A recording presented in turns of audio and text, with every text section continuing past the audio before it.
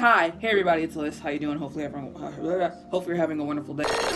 I'm gonna firstly, I don't know why I'm having a bit of a rough day. I can't explain to you why. My anxiety is, I am very anxious. And this is a video that I've been wanting to make for a little bit, for a little while. I'm just gonna go with it. This is a video that I've been wanting to make for a while, so I want to make the video while I'm thinking about it. Anyways, why do you guys think that everybody is just constantly feeling so burnt out on K-pop? I like to compare it to, I don't know how many of you guys have seen Jersey Shore, but if you've watched season 4, you know that season was probably the messiest season, one of the craziest seasons. And you guys know the fight, the iconic fight between Mike and Ron.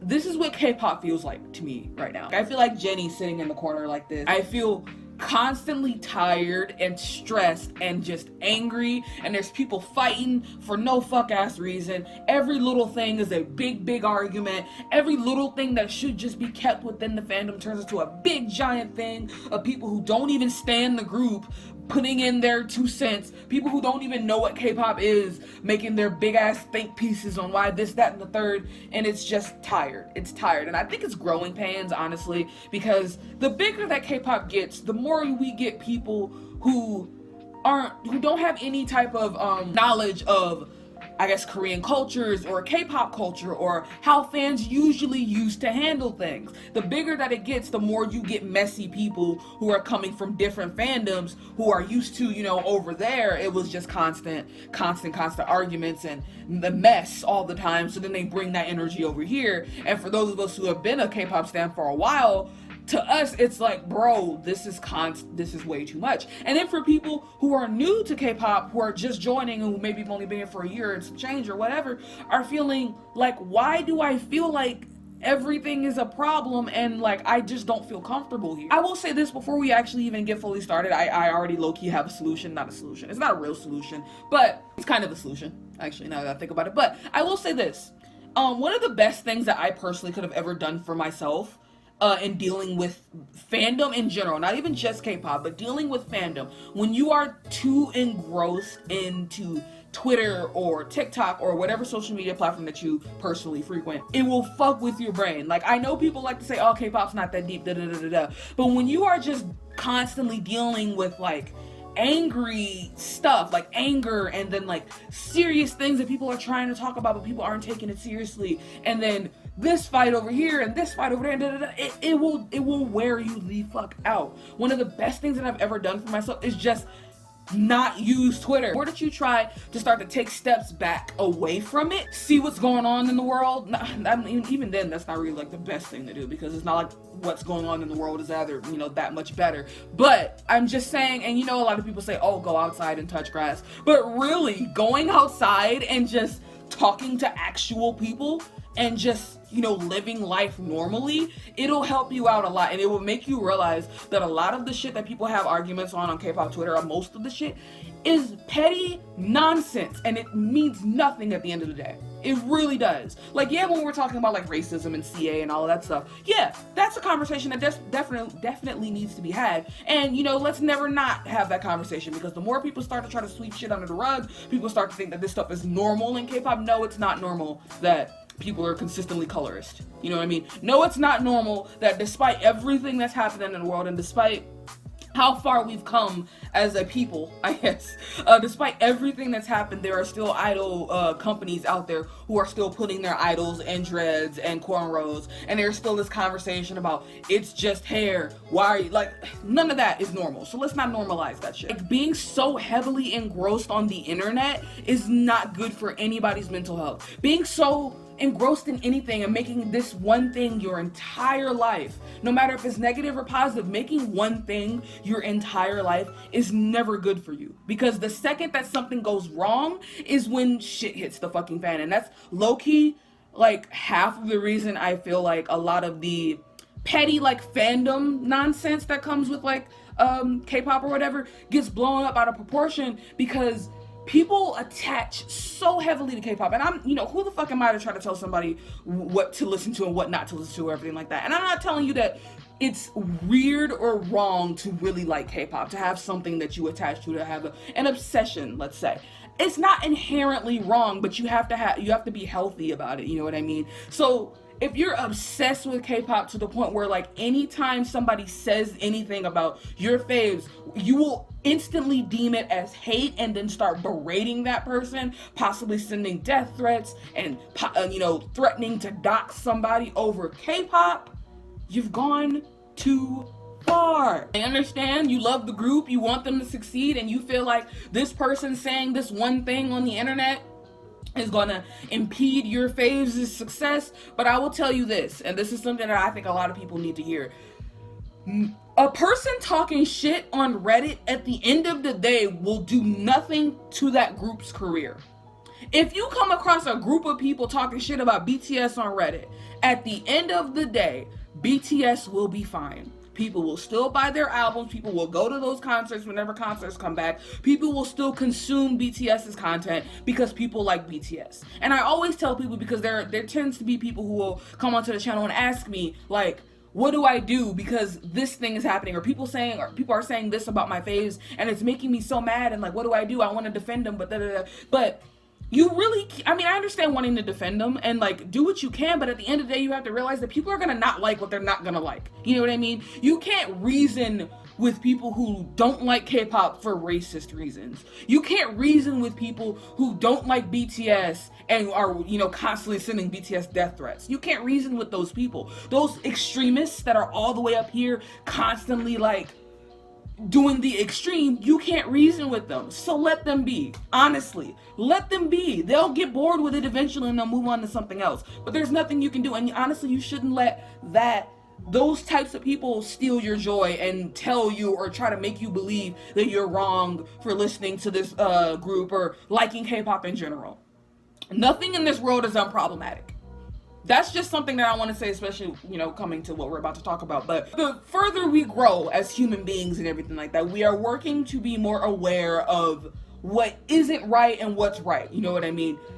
That being said, there's no person, group, musician, comedian, anyone, there's no person out here who is 100% perfect. So let's also try to hold back our standards. I think that idolizing these K-pop idols is a problem, and it's fucked up because we call them idols. But when we put people on a pedestal and we expect and we treat them like they're somehow different from us, and then they do something and it's bad, and then people get really, really heartbroken over it, and that's understandable. But it's, again, we really should not be idolizing these people. Like, again, honestly, for me, I just kind of get very surface level.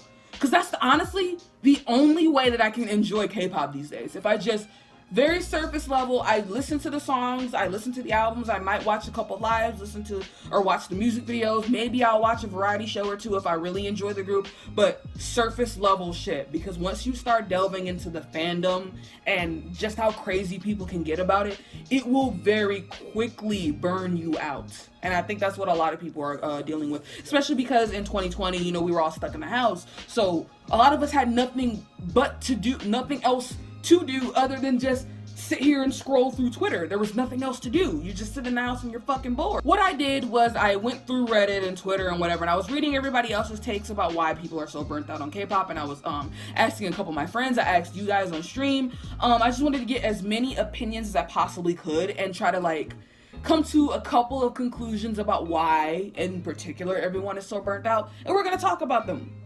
That's the video.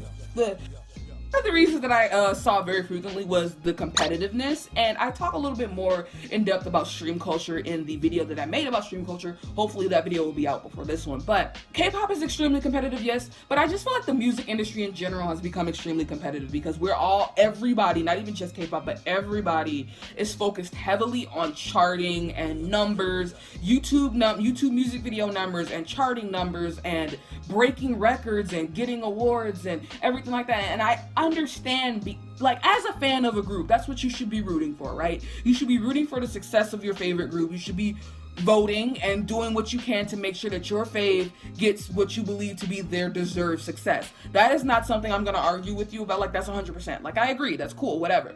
But it gets to a point where people feel like K-pop is a job. I shouldn't have to feel like I need to wake up like it's a goddamn 9-to-5 job. I gotta wake up, and while I'm getting ready for work, I need to be streaming this music video, and then when I come home from work, I gotta start streaming the album, and then if I'm not streaming the album and the music video, then that means I'm a fake fan. No. The way that I spend my time and the way that I spend my money is my own personal business. Mind your fucking business. Another issue that I saw a lot of people talking about was enhanced bullying. I would call it enhanced bullying of certain stands. Like, I keep seeing a lot of posts from people, I feel like this is...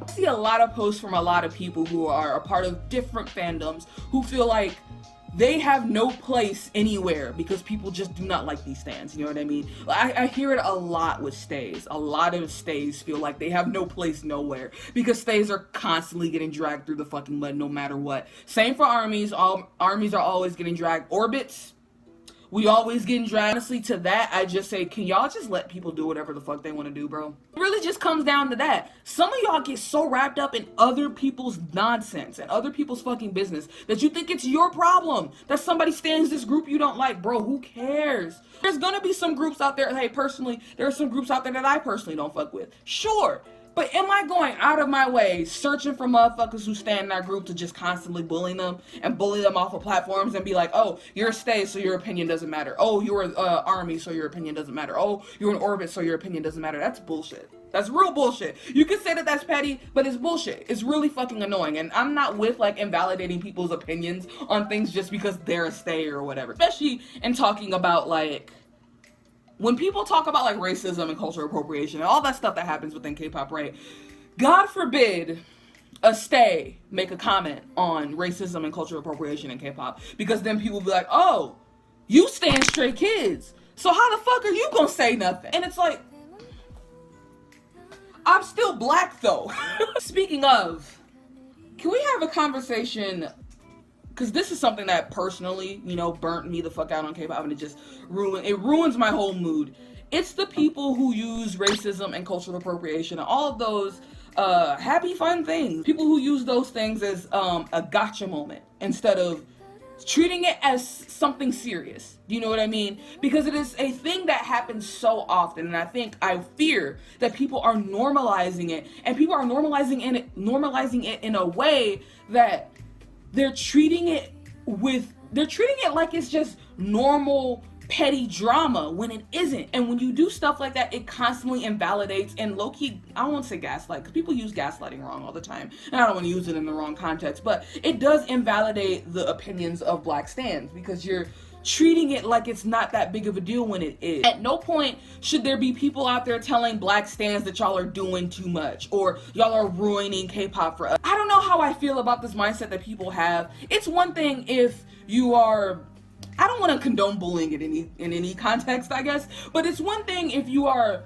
arguing, let's say, with somebody who is trying to deny the fact that this group did X thing. You know what I mean? That's one thing. But I don't necessarily know how I feel about this idea that people have when like a group does something so people start bullying those stans as if it's their fault. Do you know what I mean? Like, let's say, for example, the most recent Untitled situation. There were people who were going out of their way to bully black engines as if it was our fault that it happened, as if we weren't also hurt by it. It's like, why are y'all making fun of us and making us feel worse than we already do? It's already complicated. It's already bad. We already feel like shit the fact that it fucking happened, period. So you guys are not helping it. And for those of you to try to act like, oh, you actually do care about the fact that they said it, you don't care. You just didn't like and hype, and you wanted a reason to drag engines. Don't even get me started on like fake accusations, bro. The way some of you, I talked about it a little bit, but when the Woojin scandal first happened, the way some of you were just throwing around fake accusations of sexual assault on Twitter, like it was a fucking free-for-all, just using it for anybody and everybody just because you didn't like this person. The amount of accusations I kept seeing for Jungkook just because people don't like BTS. It was like, why are we doing this? Why are we trivializing something that is so serious? Those are all my personal points. I don't know. That's some of the reasons why I feel like everybody's so burnt out on K-pop. Has to do with all of these things. If there are some points that you think I missed or any other reasons you personally feel like people are so. If you're a K-pop fan and you're burnt out on K-pop, and there's a reason that I didn't mention in this video, feel free. Thank you guys for watching. This video is 7 minutes long. For the love of God, my computer is gonna freak the fuck out. She is not gonna be able to handle it. I don't know what to do. I'll see y'all later though. Peace. Bye. Ooh, I want your body. Ooh, I want your body. You're the